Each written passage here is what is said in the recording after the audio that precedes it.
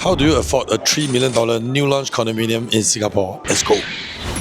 Guys, I'm back again. Today, you know where I am. Let me know inside the comments. And yep, I'm stuck here for the next few days, and the balloting is coming very, very soon. By the time this video is being released, we should be ready for the booking already. The purpose of today's video is because recently I've been getting a lot of my clients who are looking at about $2 to $3 million property investment coming back into the market, and I will attribute this to the recent news on the drop in interest rate. It was quite a huge one, 0.5%, and there's news that it's going to drop even more. So a lot of my clients are the more educated ones, and they know that that's a signal for the new business cycle, meaning to say that things are beginning to get more expensive in the next couple of months and years. And yes, this is a good time to come back to look at properties once again. Since I'm at the show flat, I've been going through the payment schedule for a $3 million 3 or 4 or 5 bedroom condo, right? I decided to do this video so that before you meet up to me to talk about a $3 million purchase, you would have already watched this and gain some clarity for yourself. So how this video is going to be done is, number one, I'll be sharing with you the capital required in order to purchase a $3 million new launch. Secondly, I'll be sharing with you what is the income required of you to make,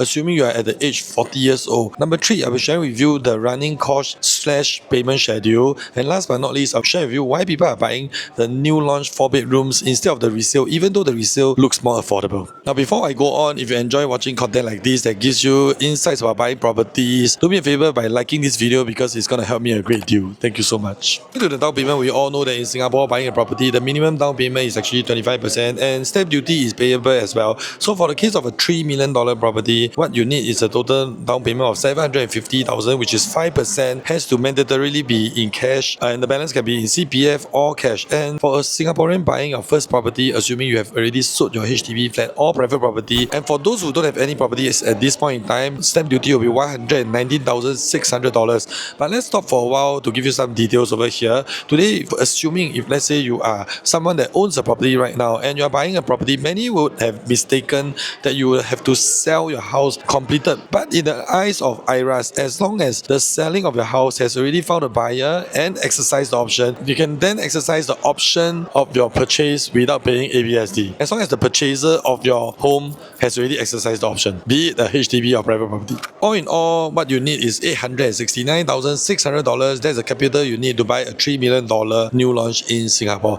But make sure you stay to the end because there's something interesting whereby you can actually delay some of your down payment depending on the product that you're buying. So please stay to the end. I will share with you the payment schedule, and that could be potentially something that you do not know. Before I move on to the next part, the algorithm just told me that only 21% of you are subscribed to the channel. It makes me rethink my decision of doing YouTube. Just kidding, I'll still do. But can you do me a favor? Subscribe please. Now coming to how much you need to afford, assuming you are aged 40 years old and you wish to qualify for a 75% quote unquote full loan, means to say that you need to make an income of 24,000, and based on this 24,000 monthly income, we are assuming that you don't have any car loans, which is quite common these days because most of my clients, they are buying the $3 million house. Most of the time they can't afford to fully pay off the car loans. You will see over here the monthly debt obligation, there's credit card and other loans. And why are there variations over this? Because there's this thing when you're buying a property called the total debt servicing ratio, which limits your monthly repayment or your monthly commitment to just 55% of your monthly income, and that includes your car loan, your credit card loans, your housing mortgage loans, your study loans. And today we are capping this at a floor rate of 4.75%. MAS rule was 4%, but the banks today are using 4.75. So in a nutshell, as a consumer, all you need to know as a buyer is that even though the resale interest rates today can be at 2.5%, however, your loan assessment is calculated based on 4.75%. So long story short, it's more difficult to get a loan than to actually pay for the house, if you know what I mean. So in the case that if you do not earn $24,000 per month at age 40 years old, there are also other ways that you can afford $3 million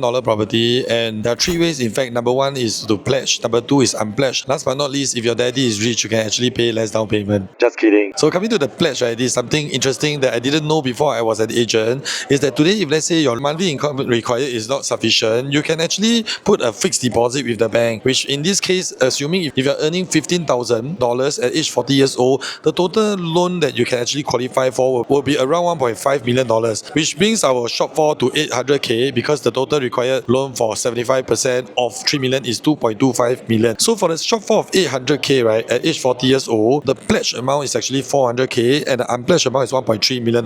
So if you don't know what is pledge and unpledged, pledge basically means you just need to apply for a fixed deposit to have the money locked in for 3 to 4 years at the prevailing fixed deposit rate, and usually the rates are not very attractive.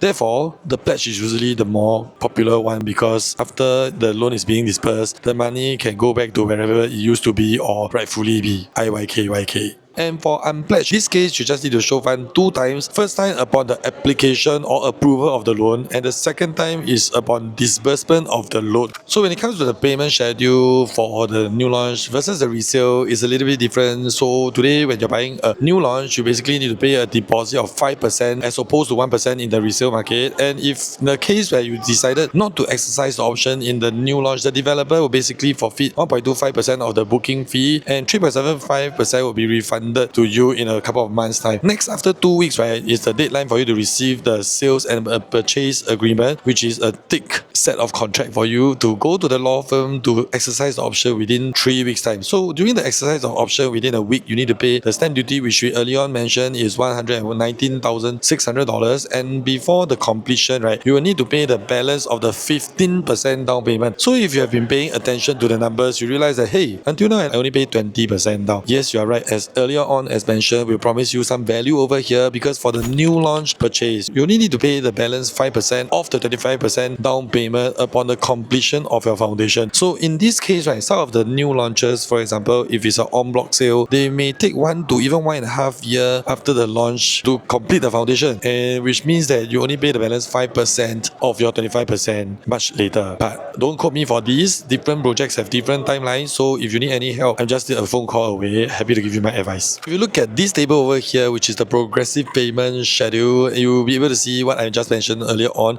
The 5% is only payable during the completion of the foundation, and the rest just tells you that buying a new launch, you're actually paying your installments in stages, which you can pause to read if you wish to, but at the end I will give you one example as well. So are you someone that has already purchased a new launch before, or have heard of friends delaying their 5% to much later?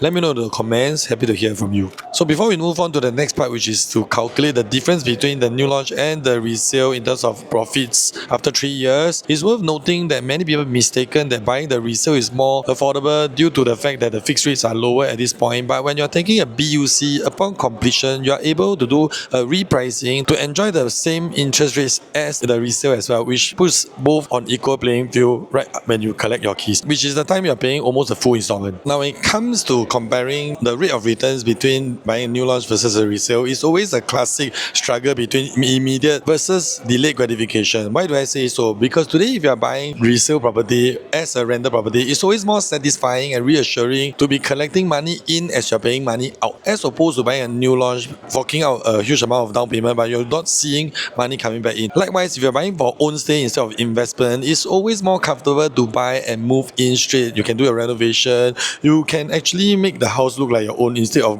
having to rent. In the case where you don't have a house to stay, which actually add up to quite a bit of money, and for this case I'll be giving you these 2 scenarios so that you can make a decision for yourself which is better for you. So for this case, we'll be comparing a $3 million new launch condo versus a $2.5 million resale condo, because the resale condo always looks a little bit more affordable, which is why it looks more attractive on top of the fact that you're paying a lower interest rate. So for this case, right, you can see that we use an annual growth of 6% for the new launch as compared to 2% annual growth for the resale. And the reason why I'm using 2% for the sheer fact that 2% is the inflation rate of Singapore, approximate inflation, because 2% is pretty close to the inflation that we are experiencing right now. And for this case, because you're buying for own stay, you need to pay for a rental of $4,500, which is the rent that you pay for a 4-room flat in the outskirts these days. And I'm using also a 50k estimated renovation to make the resale property look like a new one. Doesn't mean, and 50,000 is quite conservative because these days you easily can cross like a 6-figure